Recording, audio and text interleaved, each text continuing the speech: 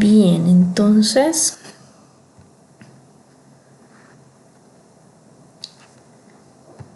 voy a compartir la pantalla.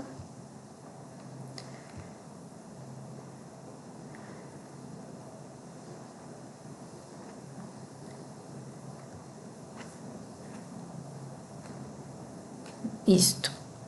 Entonces vamos a hablar, esto fue lo último de lo que hablamos, de la fuerza electromotriz o la fuerza, les hablé que se llama fuerza, pero no es fuerza, ¿no? Es un potencial.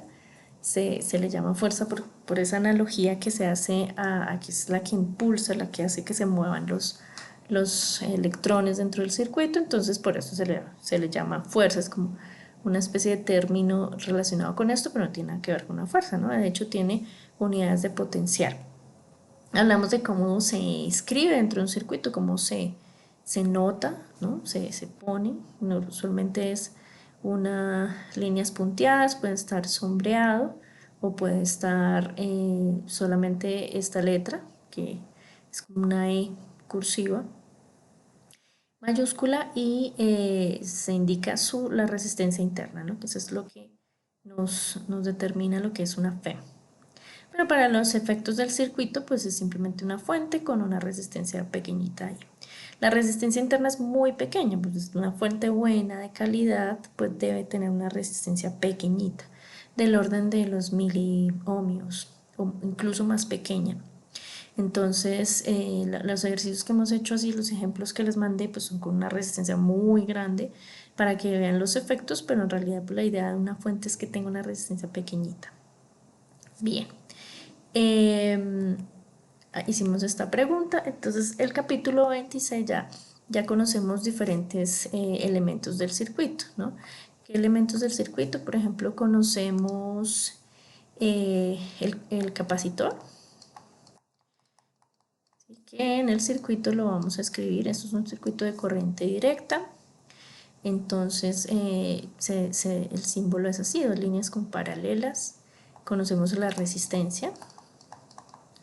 Entonces la resistencia el símbolo que tenemos es este, es algo así como un alambre, pero que por alguna razón presenta más esfuerzo para pasar por ahí, una resistencia, ¿no? Tenemos la fuente, que siempre tiene una polaridad, la rayita más pequeña representa el negativo, la rayita más grande el positivo, y estos son los elementos de circuito que hemos visto. Entonces la idea ahora es que con esos elementos de circuito que vemos, pues podamos hacer ya un circuito de corriente directa. ¿Qué quiere decir que sea de corriente directa? Pues puede interpretarse de dos maneras. La corriente directa puede verse como una corriente que no oscila, ¿cierto? No tiene ninguna frecuencia, entonces puede ser una corriente con frecuencia cero o una corriente con frecuencia infinita. O sea que oscila tan rápido que prácticamente es como si no oscilara. Esas son las dos formas de verlo. Cuando hubo la pelea entre Tesla y siempre se me olvida el nombre del que inventó la bombilla. ¿Cómo se llama? ¿Cómo se llama? Es. Cuando existe esa pelea, pues se habla de quién ganó la pelea, ¿no? Tesla era el que impulsaba la corriente alterna, mientras que... ¿Quién? No me queda el nombre de este hombre. Ese. No impulsaba la corriente directa, ¿no? Hicieron experimentos, hicieron muestras, hay cosas, hay una película muy buena sobre esto. Tesla pues es un genio no suficientemente comprendido en su tiempo. El objetivo principal de, de Tesla, o sea, lo que más quería era poder transmitir carga por vía inalámbrica. Ya se puede cargar celulares por vía pues prácticamente inalámbrica, y porque se hace por inducción, pero lo que él quería era que fueran ondas electromagnéticas las que llevaran la carga.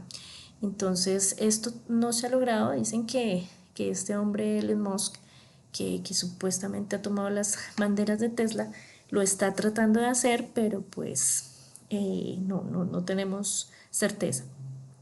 Entonces el ganador, digamos, de esa lucha fue Tesla, en el sentido de que la mayoría de transmisión de corriente se hace por corriente alterna. Todos nuestros, digamos, por ejemplo, las neveras, las licuadoras, las estufas eléctricas, pues funcionan con corriente alterna.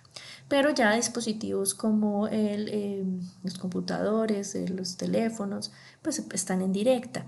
Y en la actualidad la transmisión de corriente, por ejemplo aquí en Colombia se hace en corriente alterna, pero la idea es que esa transmisión de corriente, incluso a alta tensión, se realice en corriente continua, corriente directa. ¿Por qué? Porque se decía que no se podía transmitir en corriente continua porque al ser continua, todo el tiempo estar pasando por ahí sin ningún tipo de oscilación, pues iba a producir una resistencia muy alta y por lo tanto un calentamiento muy alto de los conductores y iba a haber una pérdida. Pero lo que se ha visto es que la corriente alterna también produce pérdida y que la proporción de pérdida a largas distancias es menor cuando se trabaja con corriente continua, claro, cambiando el tipo de cableado que se tiene. ¿No? Se tiene que usar un tipo de cableado distinto. También los superconductores de los que les hablé la vez pasada, pues todo funciona con corriente continua. Entonces, hay pueblos y ciudades que ya están haciendo el prototipo de transmisión de carga por corriente continua y lo hacen con superconductores. Y esto pues sería maravilloso para el avance tecnológico. Entonces, esta corriente continua tiene elementos, puedo hacer un circuito con corriente continua, simplemente voy a poner una fuente, la fuente que transmite electrones y esa transmisión pues se vuelve una corriente, ¿no? Vemos que la corriente es carga que se mueve por unidad de tiempo, como una velocidad de transmisión de la carga, esa sería la corriente. Entonces, cuando tengo una batería, que es una fuente de corriente directa, pues lo que hace esa batería es llevar esos electrones hasta, por ejemplo, esta resistencia, pasar por la resistencia, el filamento, cuando eran de filamento, ¿no? Como estos, el filamento se carga, hay mucha resistencia en el filamento y cuando hay resistencia, esa cantidad de energía que absorbe la resistencia la puede emitir de dos maneras. La principal, el 80%, es calor y ese 20% o incluso menos que tiene, por ejemplo, el tungsteno, que era uno de los elementos más usados en estas bombillas, pues se emite como luz, ¿no? Energía que se pasa a los enlaces más básicos de los elementos del material que los electrones absorben y al decaer y volver a su estructura emiten fotones. Entonces esa era la iluminación que teníamos antes, obviamente profundamente ineficiente y pues generaba más calor que cualquier otra cosa. Por eso se pasaron a otras tecnologías. Pero lo que sucede en la corriente directa es que este flujo es continuo, ¿no? Siempre se da y solamente va a estar limitado pues, por el tiempo de vida útil que tenga la batería. Si la batería tiene un tiempo de vida útil pequeño, pues entonces voy a tener una corriente que va a ir disminuyendo también continuamente y se va a acabar muy rápido. Entonces, cuando tengo un circuito como este, pues la corriente continua va a fluir, va a pasar por una de las resistencias. Usualmente la convención es que vaya del polo positivo de la batería al polo negativo, ¿no? Acuérdense que cuando definimos corriente la definimos como si fuera dada por las cargas positivas, ¿no? Va a la primera resistencia, se disipa de la manera que sea, va a la segunda resistencia, se disipa y regresa. Esa corriente que pasa por ahí, pues como es solo un alambre que une los dos polos de la batería, pues es la misma por la resistencia 1 que por la resistencia 2. Entonces yo podría cambiar esta resistencia por una resistencia equivalente, que es la suma. Entonces aquí igual que como hicimos con los capacitores, pues se tienen equivalencias, pero en el resistor es mucho más como fácil identificar esas equivalencias. Si yo tengo dos resistencias que se están oponiendo al paso de corriente, pues es más natural ver que la equivalente es la suma, ¿no? Entre más resistencias tenga por ese cable, pues más resistencia en total voy a tener al final. Entonces aquí, Profe, una pregunta. sí. Dígame. Profe, o sea, no me queda muy claro la de el flujo de corriente. Sería, entonces, a pesar de que pasa por... Espérame, espera. Ya.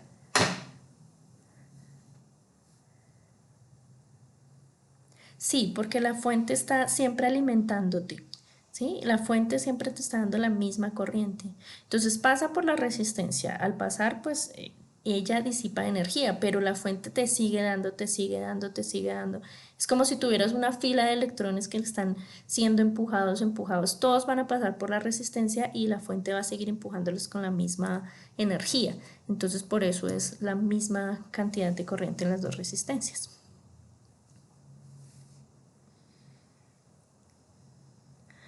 Si la fuente fuera, por ejemplo, de estas pilas que son recargables, ¿no?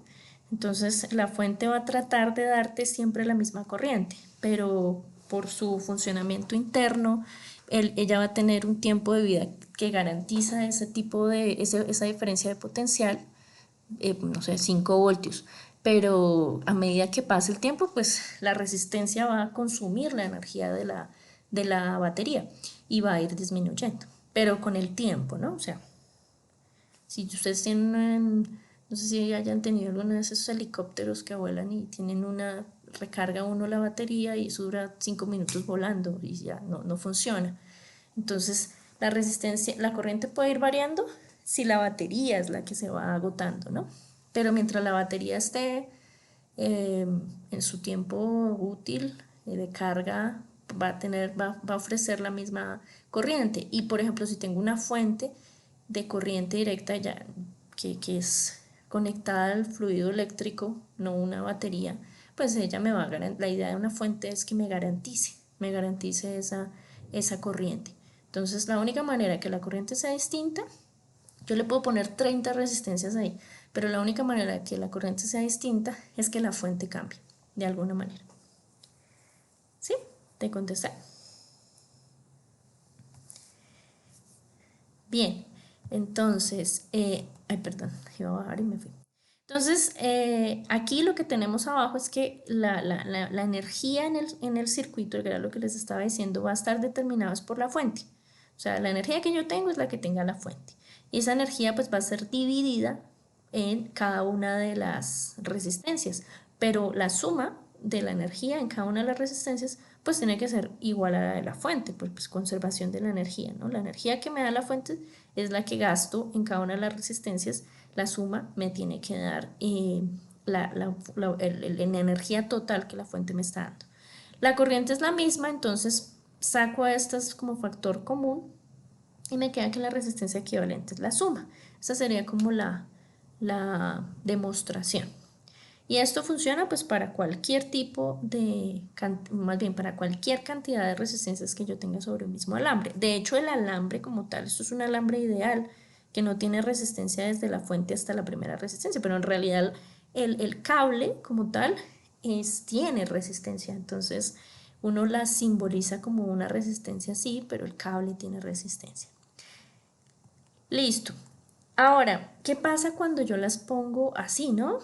Ya no la estoy poniendo en un mismo cable, sino que se dan cuenta, tengo uno que sale de la batería, va a la primera resistencia y de esa resistencia sale a la otra y el otro cable vuelve, no va directo, o sea, en el otro también, ¿no? En el otro salía de la batería y de ahí va a la otra. Pero del final de la segunda iba de nuevo a la batería. Aquí del final de la segunda vuelve la primera y de ahí a la batería. Entonces podemos decir que este R1 no está conectado directamente a la batería, está conectado a través de R2. Entonces estas dos están en paralelo, ¿no? Aquí estaban en serie, una detrás de la otra. Y aquí pues están en paralelo. ¿Qué pasa ahí? Que cuando las tengo en paralelo, no sé si ustedes alcanzaron, tal vez son muy pequeñitos, pero antes las luces de Navidad eran en serie, eran así, ¿cierto? Entonces, si yo quitaba esta, ¿qué pasaba? Pues el circuito quedaba abierto y toda la extensión se dañaba. Entonces tocaba revisar. Eso era una cosa de comienzos de diciembre, revisar la extensión de Navidad y mirar que efectivamente cuál era el bombillo dañado, ¿no? y encontrar de los 150.000 bombillos que tenía esa extensión cuál era el que estaba dañado. Ahora las conexiones se hacen de esta manera, en paralelo, de tal manera que sí, esta se conecta a través, ¿sí? Sí, este punto, pero si esta se daña, digamos, esta se daña, aquí hay un punto que se convierte en un solo cable. O sea, estos dos alambres de aquí o cables están unidos. Entonces, si no pasa la corriente por acá, no me impide que no vaya a esta de acá. Entonces, esta conexión en paralelo es como si tuviera las dos resistencias a la misma energía de la batería. ¿Listo? Están en la misma energía de la batería. Entonces, cada una va a sentir la misma energía, pero aquí en este nodito lo que sí puede cambiar es la corriente. Entonces, aquí en el diagrama de abajo se ve más claro. Entonces, viene la corriente de la fuente, llega a este punto que sería como el nudo ahí, el cablecito donde se une. Y una parte de la corriente tiene que irse para la resistencia 1 y la otra parte de la corriente para la resistencia 2. Entonces este punto que está aquí, que se llama nodo, lo que hace es conservación de carga. ¿Sí? Aquí en este decíamos, aquí la energía se conserva, es decir, la energía que tiene esta resistencia y esta otra, al sumarse, pues tienen que ser de la batería, la misma de la batería. Entonces aquí decimos que los resistores cuando están en series conservan la energía, pero aquí cuando están en paralelo lo que tienen que conservar es la carga, es decir, la cantidad de corriente que entra aquí a este punto se divide, pero no puede ser que la corriente 1 sea mayor que la que entró en el nodo, ni que la corriente 2 sea mayor que la que entró en el nodo. Es decir, las corrientes que se van a ir por cada uno de los alambres tienen que en suma ser iguales a la corriente que entró en el nodo, ¿sí? Por conservación de carga, o sea, ¿sí?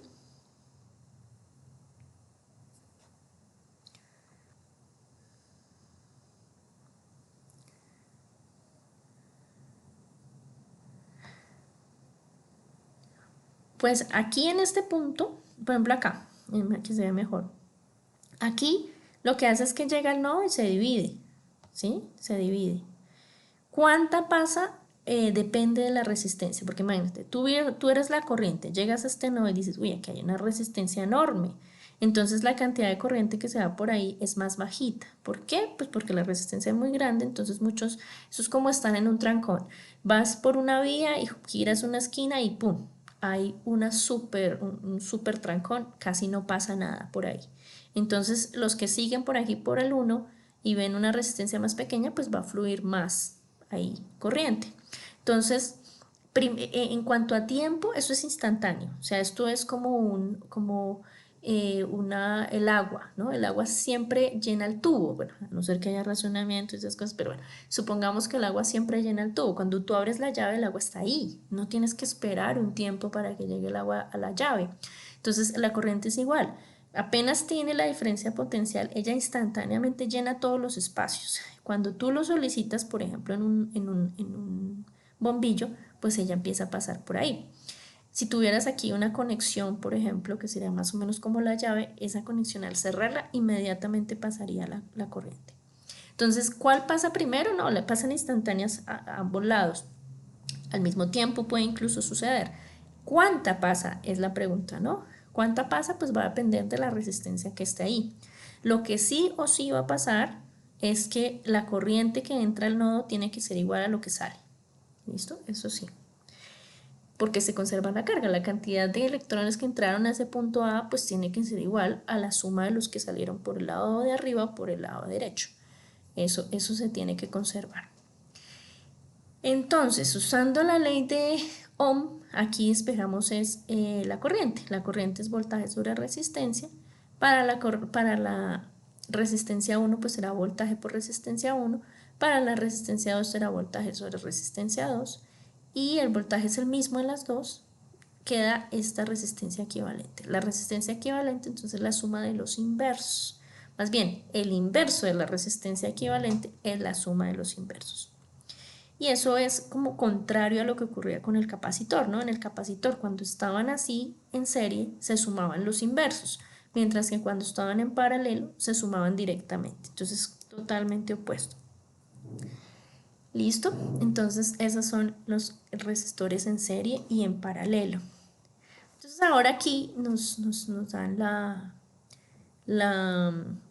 el ejemplo, ¿no? Tenemos este primer ejemplo, tengo 8 ohmios aquí, 4 ohmios, aquí en el punto B se divide y empiezo a tener una resistencias en paralelo, aquí tengo 6, aquí tengo 3 y lo que me preguntan es del punto A al punto C, ¿cuál es la resistencia equivalente? ¿No? Del punto A al punto C. Entonces, como este primer grupo de resistencias están en serie, esas dos se suman directamente.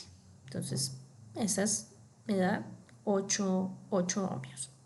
Y luego estas dos están en paralelo. Entonces, estas dos están en paralelo. Aquí está el paralelo. 1 sobre 6, 1 sobre 3. Sumo, y eso me da 3 sextos. Lo volteo, ¿no? Porque eso es el inverso. Y la resistencia equivalente es 2 ohmios, que es esta que está aquí. Y ya cuando tenemos 12 y 2, pues lo que nos da como, ya estas dos están en serie, entonces simplemente las sumo y me da 14 ohmios. Entonces esto es lo que se llama, y lo hacíamos también en los capacitores, esto es reducir el circuito, ¿no? Reducir el circuito es, tengo un montón de resistencias, incluso económicamente puede ser ineficiente tener tantas resistencias, me toca comprar 1, 2, 3, 4. Entonces, si yo reduzco el circuito, puedo encontrar solo una resistencia que me realiza la misma función de todo este sistema. A veces es conveniente, pero les digo, por economía, por espacio, ¿no? Tener solo una resistencia. Ustedes saben que los circuitos cada vez son más pequeños. A veces necesito que se dividan, depende de las características que yo quiero darle a mi circuito. Pero si tengo un sistema así, pues efectivamente usar una va a ser mucho mejor que usar 4. No solamente porque solo tengo una resistencia, sino porque la disipación de energía a través de la resistencia de estos cablecitos que están aquí, pues va a ser menor. Bueno, primera pregunta aquí. Cuando se cierra el interruptor, entonces tengo este circuito que está aquí, ¿no? Cuando se cierra el interruptor no hay corriente en R2, pero sí existe en R1 y es medida por el amperímetro que está ahí puesto. Si se abre el interruptor, entonces existirá corriente tanto en R1 como en R2. ¿Sí? Entonces tengo la gráfica A. En la gráfica A, ¿qué tengo? Tengo una fuente, ¿sí? Tengo dos resistencias. La particularidad del circuito en A es que tiene una bifurcación, tiene aquí como un nodo, ¿no? Un nodo. Entonces, cuando la corriente llegue aquí, pues tiene que tomar la decisión. Obviamente, ¿cuál es el camino que va a tomar la corriente? El camino de menor resistencia. ¿Por qué? Porque pues tiene una energía. Imagínense, esto es una fila de personas, lo están empujando. Entonces, ¿usted para dónde va a ir? Pues para donde pueda fluir más rápido, ¿no? Entonces aquí igual, tengo una fuente y la fuente me da una cantidad de corriente, en realidad pues por este lado, pero bueno, supongamos que es aquí, y se va a dividir en dos. Entonces aquí tengo un interruptor cerrado, es decir, esto es como un alambre, ¿no? Mientras que por aquí tengo una resistencia. ¿Cuál va a preferir? ¿Por dónde va a ir la corriente, no? Pues va a ir por donde tenga menor resistencia, seguramente fluirá por aquí por el conector y ninguna va a querer pasar por donde hay una resistencia. ¿Listo? Ahora, y eso pues va a pasar esta corriente, va a pasar por la resistencia 1 y la va a medir el amperímetro. Ahora va a pasar por en la gráfica B, abro el circuito. Al abrir el circuito, este circuito abierto para la corriente es como una resistencia infinita. Ahí ni siquiera hay paso, o sea, ahí no se puede pasar jamás. Entonces es como un muro para la corriente. Entonces sí o sí, pues va a tener que pasar por la resistencia 2. Entonces la pregunta aquí es, ¿qué pasa con la lectura del amperímetro? ¿Listo? va a aumentar, va a disminuir o va a ser exactamente la misma, no va a cambiar. ¿Listo? Bien, entonces todos estos, yo sé que hay muchos de ustedes que seguramente estas leyes de Kirchhoff o ya las vieron o las verán a profundidad, pero como hay muchos que no. Lo más importante de las leyes de Kirchhoff es entender de dónde vienen. Entonces existen dos leyes. Este hombre, Kirchhoff, no solamente hizo estas leyes, esto lo hizo ahí en un fin de semana que no tenía nada que hacer. Esto es un tipo absolutamente brillante. Espérate que levantan la mano y como no estoy viendo. Dime, cuéntamelo todo.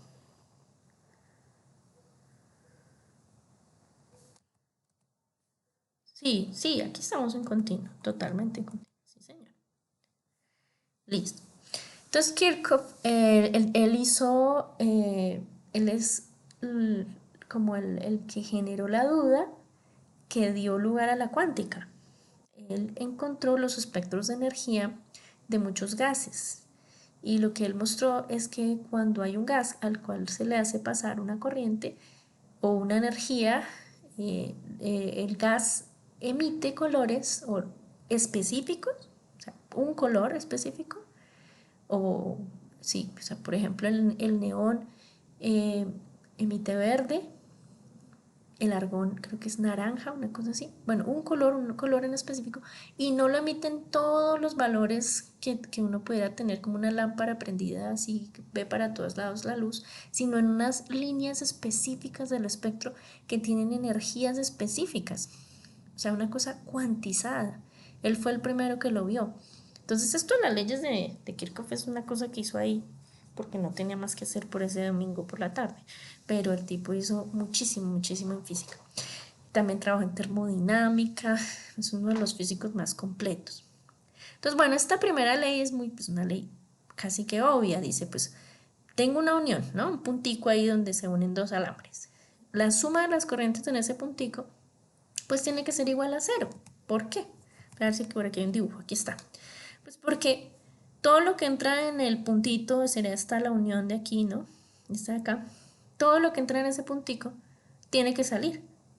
Entonces, si yo tomo lo que entra como positivo y lo que sale como negativo, cuando sume, pues eso va a ser igual a cero. Es igual que el flujo del agua. El agua entra por un tubo y se bifurca, ¿no? Pero no quiere decir que entró más de lo que salió. Tiene que entrar lo mismo. Entonces, lo que entró más lo que salió, pues tiene que ser igual a cero por física, conservación de la carga. ¿Listo? Entonces, la suma de las corrientes que entran a cualquier unión debe ser igual a la suma de las corrientes que salen de esta unión. Y eso es por conservación de carga. Esta es la primera ley. La segunda ley es conservación de la energía. ¿Listo? Conservación de la energía. ¿Qué dice? La suma de las diferencias de potencial a través de todos los elementos alrededor de cualquier espira o lazo de circuito cerrado debe ser igual a cero. Entonces, ¿por qué? Porque, por ejemplo, aquí tengo una fuente. La fuente me está dando una energía, pero luego esa energía se disipa en las dos resistencias. Entonces, si yo sumo, esto es como la energía que entra y en las resistencias la energía que sale. Entonces, cuando yo sumo eso, sumo la energía total, pues esa energía total tiene que ser igual a cero. Aquí no se crea o se destruye. No se crea más de lo que destruyo, ni destruyo más de lo que creo. Es absolutamente imposible. Entonces, esas dos leyes, las leyes de Kirchhoff, las leyes más, digamos, ustedes las ven de sentido común. Entonces, esto ya, saber las leyes y saber qué significan, ya es un paso para poder aplicarlas. Y ya eso es otra cosa, ¿no? Entonces, una es las leyes. La primera y la segunda, la sabemos. Una es conservación de carga, la otra es conservación de energía. Eso lo tenemos. Ahora, ¿cómo las aplico?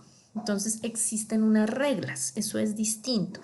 Estas reglas, dependiendo del libro que ustedes miren, del profesor que les dicte, de la materia que estén viendo, yo tengo entendido que en eléctrica, por ejemplo, lo ven muy diferente, pero lo importante es que ustedes mantengan las mismas reglas. Una regla es, por ejemplo, cómo determino, o sea, yo quiero hacer esto, ¿no? Quiero ver la conservación de la energía.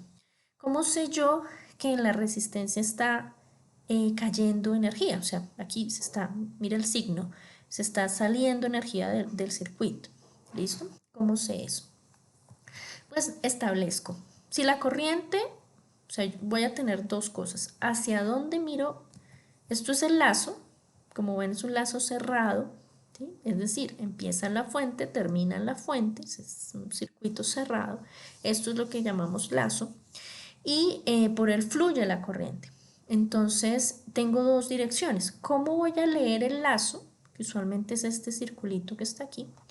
¿Cómo va a circular la corriente? Entonces, por convención, nosotros vamos a tomar que del lado positivo de la fuente siempre sale la corriente. Entonces uno la dibuja saliendo por ese lado. O sea que en este resistor la corriente va a ir hacia la derecha, ¿cierto? La corriente va a ir hacia la derecha. Y en este resistor también. Es decir, que si yo circulo así como está, en la misma dirección de las manecillas del reloj, estoy mirando esto, voy a empezar desde mi fuente y la resistencia y la corriente, o sea, la corriente que yo llevo y la dirección en la que estoy analizando el lazo van en la misma dirección, pues yo tomo eso, esa energía que cae en la resistencia como negativo. Si mi corriente y la dirección en la que analizo el lazo están en la misma dirección, pues la tomo como negativo. Entonces lo que está aquí, voy a ir de A hasta B, o sea, estoy dirigiéndome hacia la derecha, voy a analizar, esa dirección de análisis la elijo yo, ¿no? O sea, este circulito aquí en la mitad que vaya en dirección de las manecillas del reloj, lo impongo yo. Si yo no quiero y quiero que vaya en dirección contraria, lo puedo hacer, desde que mantenga mi regla, ¿no? Hasta el final. Bien, entonces si yo voy de A a B y la corriente también va de A a B, pues yo digo que hay una caída de potencial, es decir, la resistencia, la energía en esa resistencia la va a tomar como negativa. ¿Listo? Como negativa. Voy a tomar, si voy de A a B, entonces voy a ir del menos de la batería al más de la batería. Mi FEM de la batería o mi energía que me está dando la batería la voy a tomar positiva. Si voy de menos a más, esa sería otra regla. Y aquí se resumen varias reglas. Entonces, voy de A a B y la dirección de la corriente también va de A a B. Eh, mi caída de potencial ahí es negativa. Pero yo podría ir, o sea, podría ir de A a B y la corriente ir de B a A, o sea, contraria. En ese caso, mi caída no va a ser una caída potencial, sino un aumento de potencial IR. Si voy de menos a más en la fuente, mi energía de la fuente es positiva. Si voy de más a menos, mi energía en la fuente es negativa. Como les digo, hay otras reglas, hay otras maneras de tomarlo, como ustedes la quieran tomar, desde que se mantengan en la misma regla, pues está bien. Esto digamos que Kirchhoff no es parte de lo de Kirchhoff, sino es una metodología. Dime.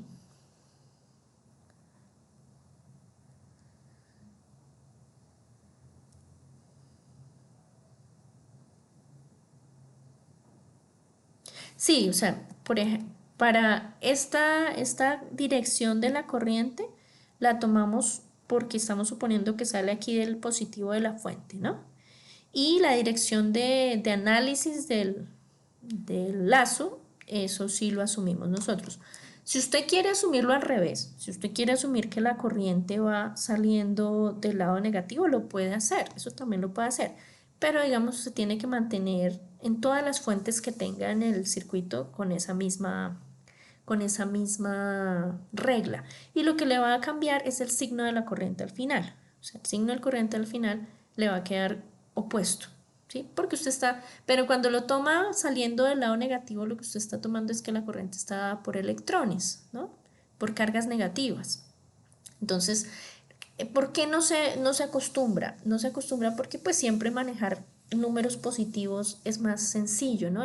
Sobre todo va a dar a la posibilidad de que haya menos errores. Entonces, por eso es que se toma la corriente saliendo del lado positivo, ¿no? Pero pues si usted toma la corriente saliendo del lado negativo, no pasa nada, lo único que le cambia es un signo. Lo que les digo es solo mantenerse en la regla, siempre mantenerse en la regla, porque si usted tiene tres fuentes en el circuito Y para una la toma del positivo y para otra la toma del negativo, ahí sí la posibilidad de fallo es absolutamente 100%. ¿Sí?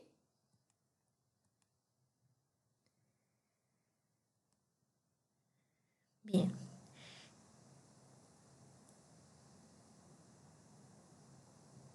¿La grabé? Ya estoy grabando. Es que no estoy grabando en el Meet, sino estoy grabando con otro programa. Eso espero. Espere. Sí, ahí llevamos 35.29. Listo.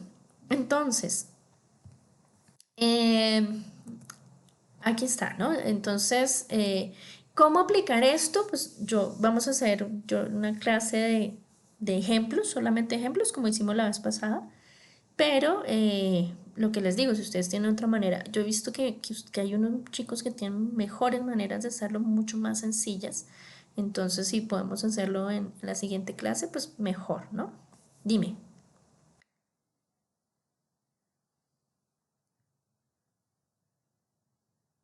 Sí.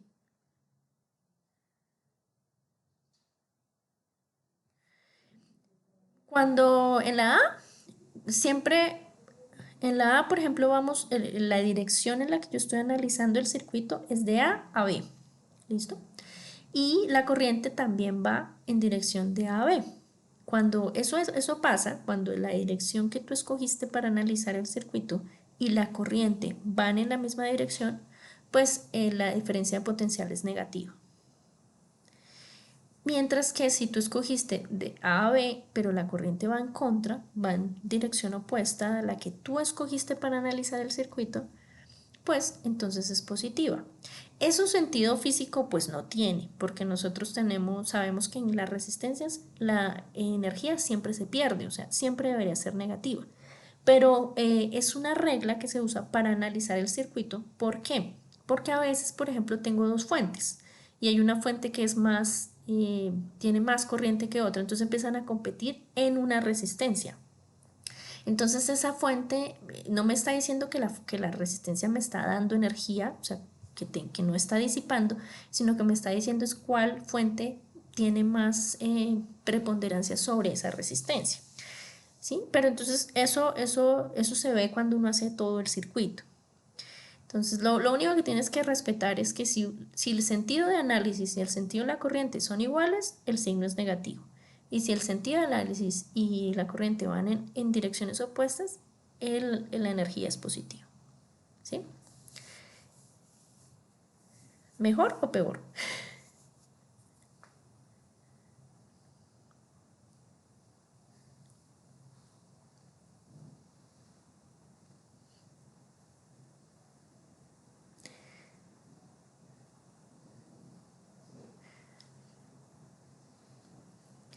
Listo. Sí, eso toca hacerlo con la práctica, con la práctica.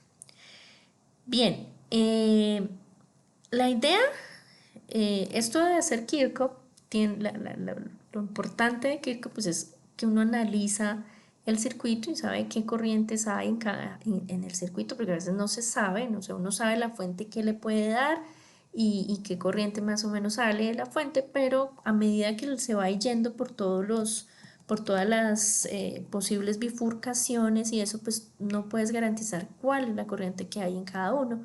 Entonces uno analiza el circuito para saber qué corriente hay y luego para saber cuánta energía se disipa en un punto, entonces para eso se usa Kirchhoff. Pero otra aplicación importante de los circuitos en corriente directa es el circuito combinado. Sí, existen muchos circuitos combinados dependiendo de lo que ustedes quieran como aplicación. Entonces, por ejemplo, en el caso de un circuito RC, pues lo que ustedes querrán es cargar o descargar un capacitor protegiendo el capacitor.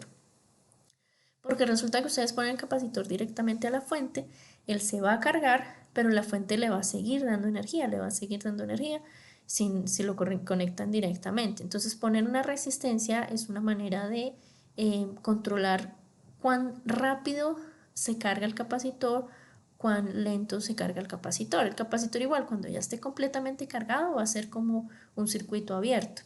¿listo? Pero si ustedes quieren controlar ese tiempo que le toma al capacitor cargarse, pues tienen que poner una resistencia. Entonces en este circuito, es el primer circuito, el circuito RC, de corriente directa, ¿no? Yo tengo la batería, conecto uno de los lados de la batería al capacitor, el capacitor conectado en serie a la resistencia y usualmente pues uno tiene un interruptor, ¿listo? Entonces el interruptor, ¿para qué me sirve? Pues para controlar cuando yo quiero empezar a pasar corriente hacia el capacitor y así ver desde qué punto empieza a cargarse. Entonces aquí dicen un tiempo menor que cero, pues podría ser, o sea, menor que cero sería como el pasado, ¿no? Más bien igual a cero. En tiempo igual a cero eh, este sistema está abierto. Entonces, como está abierto, pues no hay paso de corriente. El capacitor no se está cargando y no le está pasando absolutamente nada porque pues no hay corriente que le esté pasando ahí, no le llega carga al capacitor, entonces no se puede cargar. Luego cierro el interruptor y al cerrar el interruptor ya empieza a fluir corriente, se acumula carga aquí a un lado del capacitor, induce carga de signo opuesto al otro y por lo tanto esta carga se empieza a pasar por el alambre otra vez, pasa por la resistencia y vuelve a la fuente. Entonces, si yo hago Kirchhoff aquí, voy a ir en la dirección de las manecillas del reloj, ¿sí? En la dirección de las manecillas del reloj. Por lo tanto, aquí esta fuente hoy de menos a más es una fuente positiva.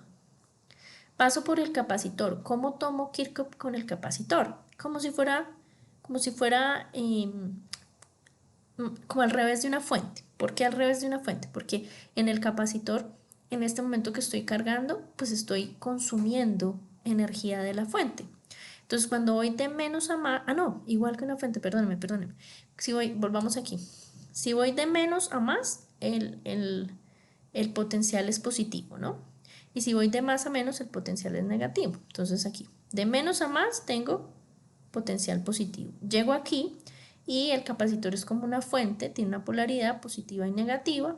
Entonces llego aquí de más a menos, el potencial en el capacitor, acuérdense que el potencial en el capacitor de la definición de capacitancia, la capacitancia es igual a la carga sobre el voltaje, entonces el voltaje es igual a la carga sobre la capacitancia.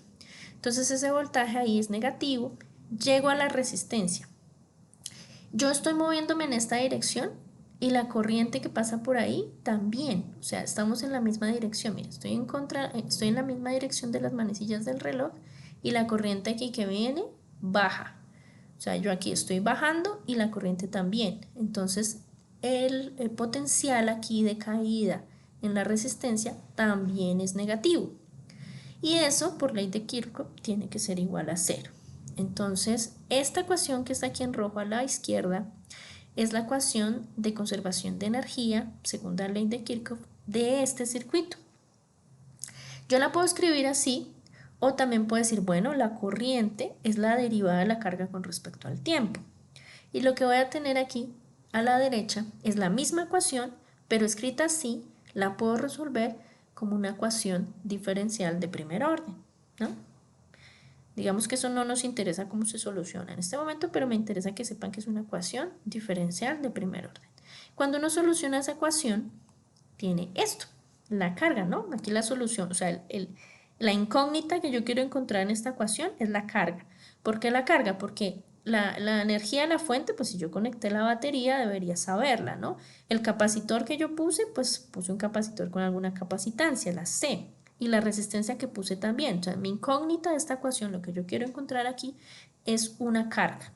Y cuando la resuelvo, esa ecuación, me queda esta carga que está aquí. ¿Listo? Esta carga que está aquí es una carga que cuando la grafico, mira, depende del tiempo. Es una cantidad que depende del tiempo. Cuando la grafico, carga contra tiempo, tiene esta forma. ¿Sí? Es como que el capacitor no se carga linealmente. El capacitor se empieza a cargar y tiene esta ecuación, 1 menos el exponente. Depende del tiempo. Y llega a un punto, va a llegar aquí a un punto, donde el capacitor va a estar saturado, ¿no? Ya no va a recibir más carga, va a estar absolutamente cargado. Esta sería la carga máxima. Esa carga máxima va a ser la capacitancia por la energía de la fuente. Esa será mi carga máxima. ¿Listo? Existe un tiempo que es más o menos cuando el capacitor se ha cargado más o menos el 60%, 63.2%. Ese tiempo para el cual yo llego a esa carga es el tiempo, es el tau del capacitor. Es un tiempo donde yo ya puedo decir el capacitor está cargado prácticamente. Ese tau es el tiempo del capacitor, el tiempo característico, se define como la resistencia al que yo le puse al sistema, que le conecté en serie a mi capacitor, por la capacitancia del capacitor. Entonces, ¿para qué me sirve ese tau? Ese tau me sirve, por ejemplo, estoy haciendo un circuito específico, quiero que realice, no sé, abrir una compuerta, manejar una producción de una inyección, por ejemplo, de material a un molde, cosas así que se tienen que hacer en tiempos, ¿no? Tiempos y luego parar, tiempos y luego parar.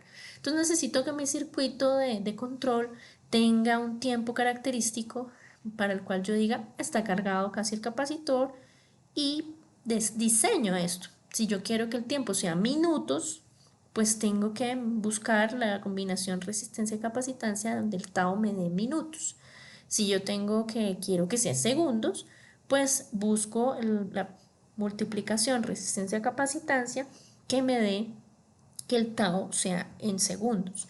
Entonces yo voy a tener cierto control de la carga y el descarga del capacitor si yo tengo esa combinación de resistencia-capacitancia. Si lo conecto directamente a la fuente, la resistencia sería prácticamente cero. Entonces eso me diría que el capacitor se carga casi inmediato, ¿no? Instantáneamente. No me sirve porque no lo puedo controlar. Entonces esta resistencia externa que yo le pongo a mi capacitor lo que hace es ayudarme a controlar el tiempo de carga y descarga. Es fundamental. Yo no sé si alcanzaron a hacer esta práctica, pero esta práctica la hacen. Y el principal problema que tienen al hacerla es que no escogen este tau apropiadamente. Entonces hay personas que no lo escogen bien y la resistencia capacitancia les da 30 minutos y un laboratorio que podrían hacer en 30 minutos se demora 2 horas porque escogieron un tau erróneamente. ¿Listo? Entonces hay que tener cuidado con eso. Si yo derivo la carga, ¿sí? Yo hago la derivada de esta ecuación. Derivo esto con respecto al tiempo, pues me queda la corriente, ¿no? Porque la corriente es la derivada de la carga con respecto al tiempo. Voy a tener la gráfica de corriente. En realidad lo que uno mira en el laboratorio es esta gráfica, porque uno puede tener un amperímetro conectado al circuito y puede ir mirando la corriente. En ese caso el tau en la gráfica de corriente correspondería a cuando la corriente a medida que se carga el capacitor, miren lo que pasa, el capacitor está absolutamente cargado. Entonces, el capacitor no está cargado, ¿no? Entonces tengo una corriente inicial que me da la fuente. A medida que el capacitor se carga, pues la corriente va disminuyendo. ¿Por qué? Porque la carga se va acumulando en las paredes del capacitor y cuando ya no hay más posibilidad de acumular más carga, es como si fuera un circuito abierto. Por lo tanto, la corriente disminuye. Entonces ahorita me preguntaban, ¿la resistencia disminuye la corriente? No, ¿no? Vimos que no, pero el capacitor sí. ¿Cuál es la diferencia entre la resistencia y el capacitor? La resistencia es un paso para la corriente, pero sigue habiendo paso. O sea, siempre el resistor va a permitir un paso. Puede ser un paso lleno de problemas, de interrupciones y de paredes ahí que tengo que golpear, pero hay un paso. Mientras que en el capacitor llega un punto en que el circuito queda abierto, que es cuando el capacitor está completamente cargado. Entonces, esta es la que yo voy a medir en el laboratorio y el tau experimental, pues lo voy a conseguir cuando tenga más o menos el 36% de la corriente inicial. ¿Listo? Eso. Y esta corriente máxima, pues va a ser la energía que me está dando la fuente sobre la resistencia. Entonces, miren, la resistencia solo me sirve para dos cosas.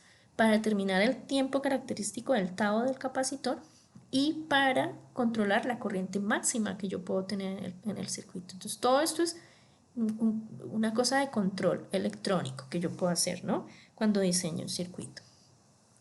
Ahora lo quiero descargar. Entonces, si lo quiero descargar, pues obviamente lo desconecto de la fuente, porque nunca se me va a descargar si lo tengo conectado a la fuente. Entonces aquí está el circuito. Tengo este, pero tengo aquí un interruptor. Ese interruptor tiene dos opciones. Bueno, aquí hay algo mal. Aquí hay algo mal. La idea es que yo tenga, así está bien, está bien. Cuando está en A, pues viene, la fuente está conectada al capacitor, ¿no? Es como si esta línea no existiera porque no está conectada, o sea, la corriente no se va a ir por esta línea porque como está abierto, cuando está aquí cerrado en el punto A, pues la corriente va a haber un punto de infinita resistencia y va a preferir irse por el extremo, por los bordes. Entonces va a ser el mismo circuito que ya teníamos. Pero cuando está en B, pues es como si desconectara la fuente, ¿no? Quito la fuente porque pues la corriente ya no va a querer pasar por esto, aquí ya no puede pasar, es un punto de resistencia infinita y me quedo conectado solo a la resistencia. Cuando hago esto, desconecto la fuente, lo que voy a tener, la solución de la ecuación, va a ser exactamente esta misma ecuación, solo que no voy a tener fuente, entonces ya puedo solucionar solo este pedacito y la solución de este pedacito es esta. Y derivo y encuentro la corriente. Entonces lo que voy a tener es que la resistencia me va a descargar el capacitor. Ya como no tengo fuente, el capacitor se vuelve como una fuente de corriente, ¿no? Él se empieza la carga que está en las paredes del capacitor va a buscar un camino y ese camino es irse hacia la resistencia. Y cuando se vaya hacia la resistencia se va a disipar y va a pasar como les contaba al comienzo, es como una pila que se va descargando. Como el capacitor no es capaz de autocrear carga, ¿cierto? O sea, no es una fuente, no está generando ni de manera eléctrica ni de manera química energía ahí, él solamente tiene una cantidad de carga acumulada, pues cuando la resistencia se la pida, él se la dará, pero se le va a acabar, ¿no? Entonces, ¿cómo descargo un capacitor? Porque tengo que descargarlo, ¿no? Un capacitor cargado tiene ciclos de carga y de descarga. Cuando estoy conectado a corriente alterna, pues es muy fácil porque la corriente alterna oscila, entonces a veces tiene positivo o negativo, me lo va cargando y descargando. Cuando estoy a corriente continua, el capacitor siempre se queda cargado y la única manera de descargarlo es a través de una resistencia. Entonces, estas dos me indican cómo se va descargando, ¿sí? Ya no tiene, son prácticamente como estas, sino que ahora esto es carga y esto es tiempo. Entonces se descarga y la corriente pues va a aumentar. ¿Por qué va a aumentar? Porque aquí estaba en circuito abierto, le quité la fuente, empieza a pasar por la resistencia y va a haber corriente, va a haber corriente, va a haber corriente, hasta que pues ya la resistencia la consuma.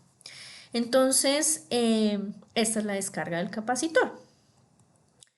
Bien, entonces hemos llegado a las 10. Yo tengo una reunión de profes, entonces vamos a dejarlo hasta aquí. Permítame, paro la